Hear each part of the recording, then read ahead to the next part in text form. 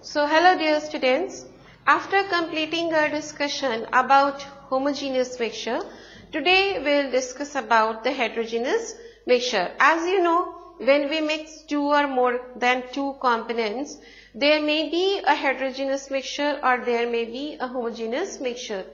What is the homogeneous mixture means? The mixture which is having uniform composition of particles is homogeneous, and the one with non-uniform composition of the particle is heterogeneous, right? So here we talk about today heterogeneous mixtures, and these heterogeneous mixtures are further categorized into two classifications. The one is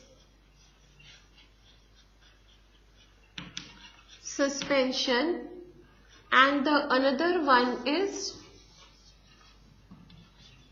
collide. So in order to understand the difference between true solution, suspension and collide, let's have an activity here once again. Say there are three students.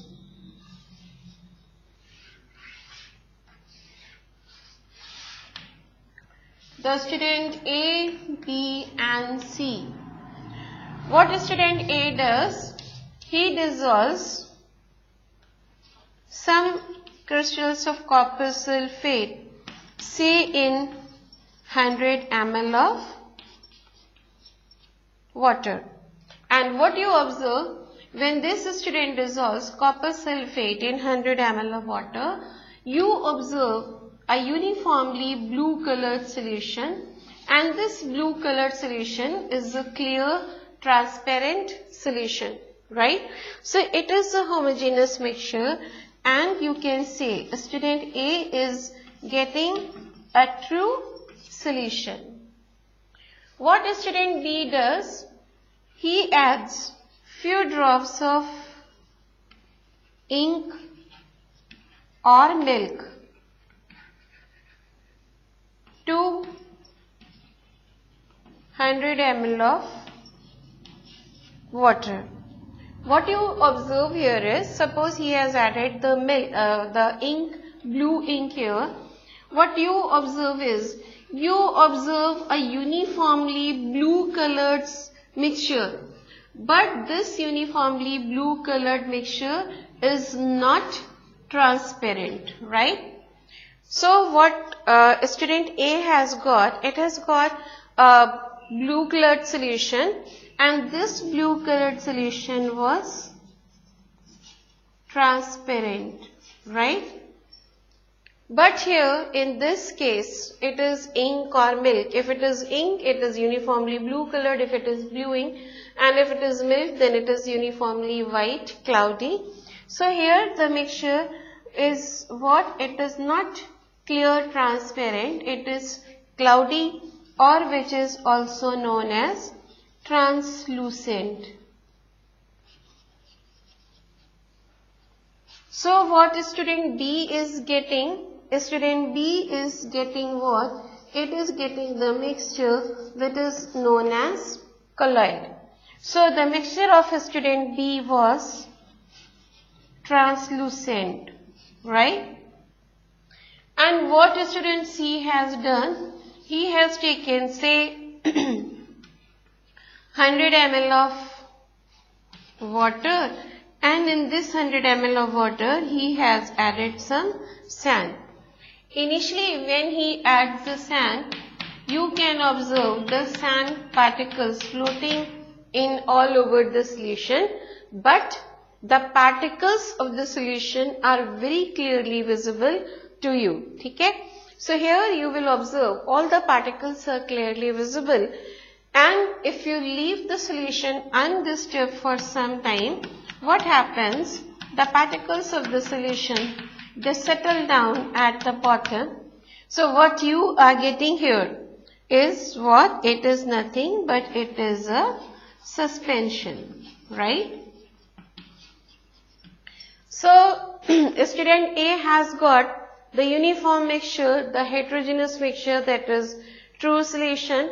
Student B has got, although it appears to be homogeneous but not a homogeneous, it is heterogeneous translucent mixture, and that is a cloudy mixture, and this is colloid, and the student C has got a very separable or identifiable mixture of two components, and this is what it is, suspension.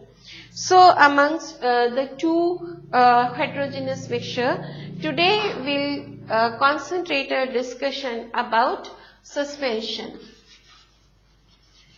So if you look at the properties of suspension, first of all, of course, it is a heterogeneous mixture.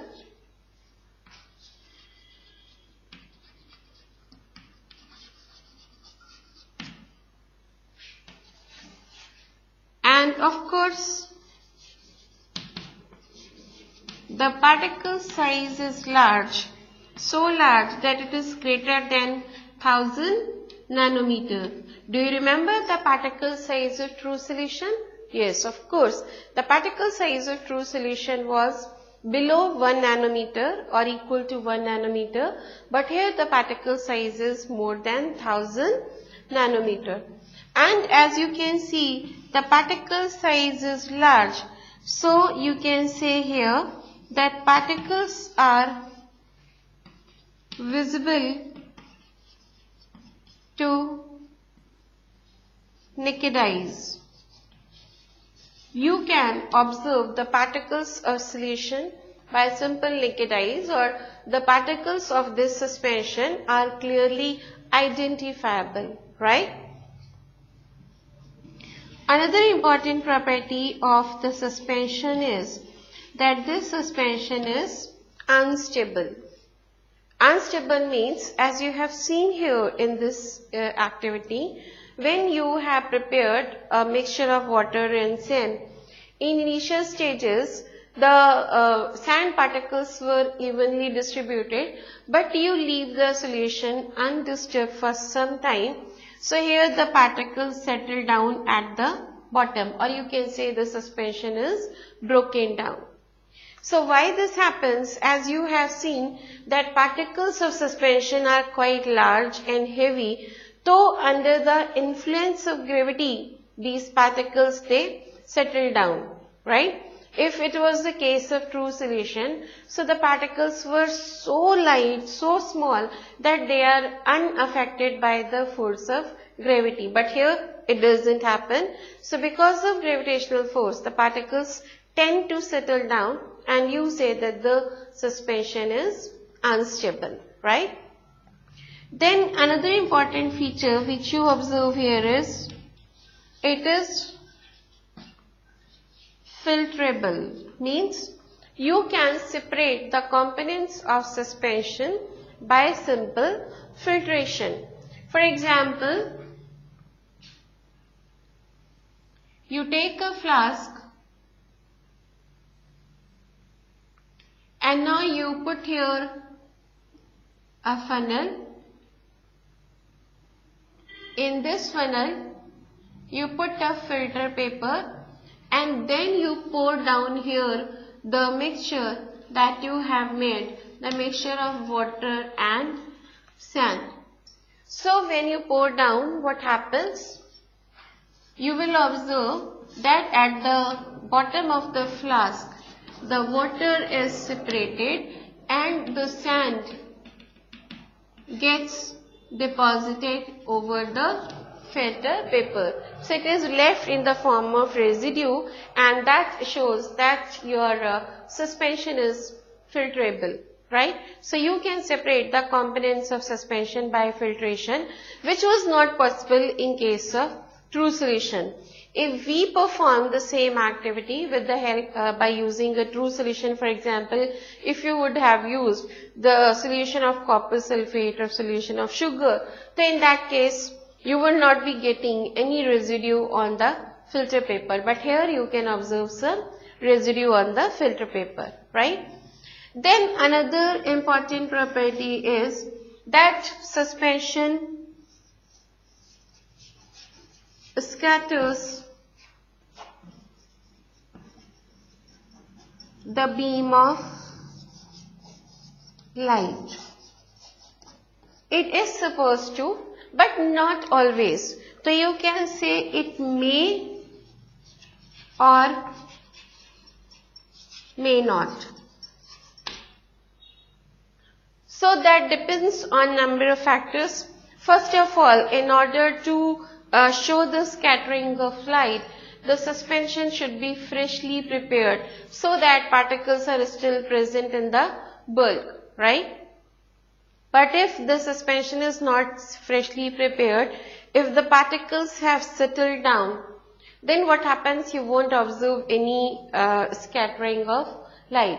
So first of all, the suspension should be freshly prepared, and the another factor which decides whether the scattering of light would occur or not, that depends on particle size. If particle size of suspension is very large, then also you won't observe any scattering of light. So what happens if you have a freshly prepared suspension, and if you pass a beam of light through this freshly prepared suspension, then this beam of light gets scattered here, and the particle and the path of the light becomes visible. The particles start glowing and you can observe the path of the light, right? So means scattering of light by suspension particles may or may not be there. First important condition, that this suspension should be freshly prepared, and the another important condition, that this suspension particle should not be very large in size. Only under these two conditions you can observe the scattering of light. So the important properties of suspension I just summarize here once again. It is a heterogeneous mixture. Particle size is large, larger than 1000 nanometer. Because particles are big, so these are visible to naked eyes. Again, because of large particle size, the mixture is unstable, the particles settle down. Because of the same reason, because of large particle size, the particles can be easily separated by the process of filtration. And of course, the given suspension may or may not scatter the beam of light depending upon the condition of suspension. Clear? So that is all about the first type of heterogeneous mixture, that is suspension. In our next lecture, we will discuss about the another type of heterogeneous mixture, that is colloid. Goodbye till then. Have a nice time.